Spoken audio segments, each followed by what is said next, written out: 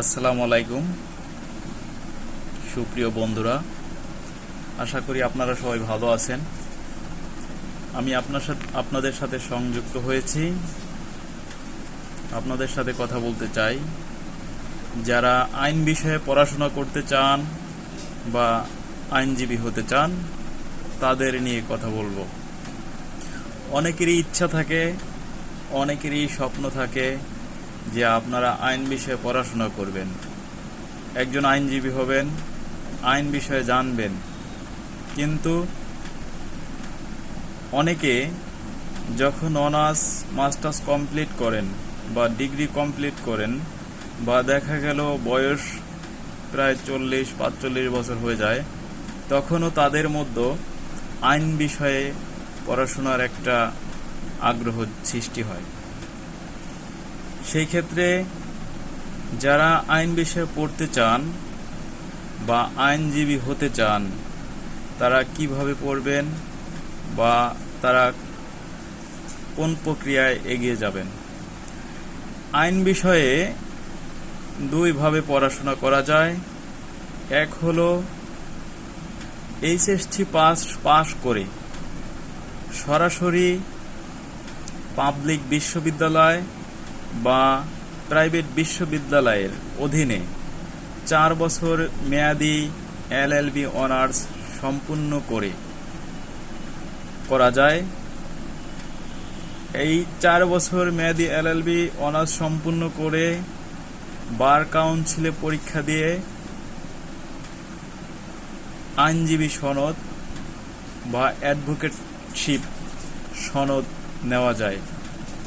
আর যারা এই সুযোগটা পান না, যারা কম রেজাল্ট, কম পয়েন্ট এসএসসি পাস করেন, এইচএসসির পরে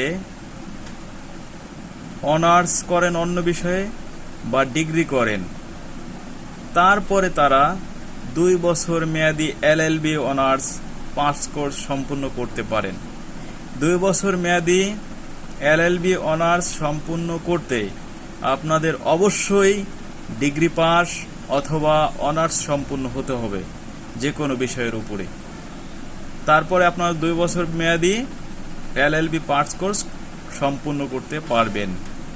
এলএলবি পাস কোর্স সম্পূর্ণ করতে নির্দিষ্ট বয়সের বাধ্যবাধকতা নাই। এই ক্ষেত্রে আপনাদের অন্য কর্মসংস্থানের পাশাপাশি, চাকরির পাশাপাশি, ব্যবসার পাশাপাশি আপনারা 2 বছর মেয়াদি এলএলবি অনার্স সম্পূর্ণ করতে পারবেন। আর যখন আপনারা এইচএসসির পরে এলএলবি অনার্স পাবলিক বিশ্ববিদ্যালয় বা প্রাইভেট বিশ্ববিদ্যালয় থেকে করবেন, তখন আপনাদের এইচএসসির পরে করতে হবে। এর পাশাপাশি আপনারা অন্য জব, কর্মসংস্থান, ব্যবসা করতে পারবেন না। পাবলিক বিশ্ববিদ্যালয়ে যদি আপনারা করতে পারেন তাদের বয়সের বাধ্যবাধকতা আছে, প্রাইভেটে করলে তাদের বয়সের বাধ্যবাধকতা আছে, কিন্তু পাস কোর্সে করলে বয়সের বাধ্যবাধকতা নেই।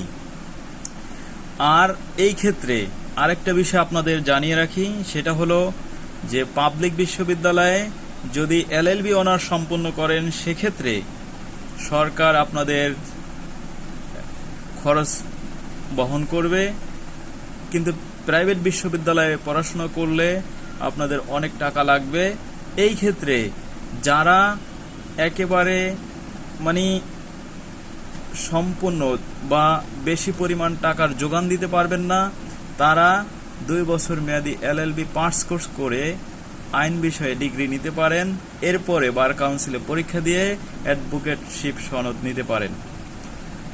এই ক্ষেত্রে আপনাদের 2 বছর এলএলবি কোর্স কমপ্লিট করতে টাকা লাগবে সর্বোচ্চ হলে 45 থেকে 50 হাজার টাকা। আর প্রাইভেট বিশ্ববিদ্যালয়ে প্রায় 8 থেকে 10 লাখ টাকা, এবং কি নিচু মানের বিশ্ববিদ্যালয়, প্রাইভেট বিশ্ববিদ্যালয়ে পড়তে গেলে 5 থেকে 6 লাখ টাকা লাগবে। অনেক সময় দেখা যায় পারিবারিক কারণ, অর্থনৈতিক কারণে এলএলবি প্রাইভেট বিশ্ববিদ্যালয় বা পাবলিক বিশ্ববিদ্যালয়ে চান্স হওয়ার সুযোগ হয় না। তখন অনার্স বা ডিগ্রি করার পরেও মনের ভিতর একটা আগ্রহ জাগে যে আমি আইন বিষয়ে পড়াশোনা করব বা আইনজীবী হতে চাই। যাদের এরকম ইচ্ছা থাকে বা যারা সামাজিকভাবে শোষণ বঞ্চনার শিকার হন, যারা পারিবারিক বিভিন্ন কারণে মনে করেন যে না আমার আইন বিষয়ে পড়াশোনা করা দরকার, আইন বিষয়ে আমার জানা দরকার, তারা অনার্স কমপ্লিট করে অন্য বিষয়ে বা ডিগ্রি কমপ্লিট করে 2 বছর মেয়াদী এলএলবি অনার্স সম্পূর্ণ করে আপনারা আইন বিষয়ে আইনজীবী হিসেবে সনদ নিতে পারেন। আপনাদের অনেকের আগ্রহ থাকে যে আমরা আইন বিষয়ে পড়ব, কোন কলেজে পড়ব। এখন আপনারা জেনে থাকবেন যে জাতীয় ইউনিভার্সিটির আন্ডারে ঢাকা সহ বাংলাদেশের বিভিন্ন জেলাগুলোতে জাতীয় ইউনিভার্সিটির আন্ডারে অনেকগুলো ল কলেজ আছে। সেই ল কলেজগুলো 2 বছর মেয়াদী এলএলবি পার্টস কোর্স সম্পূর্ণ করায়।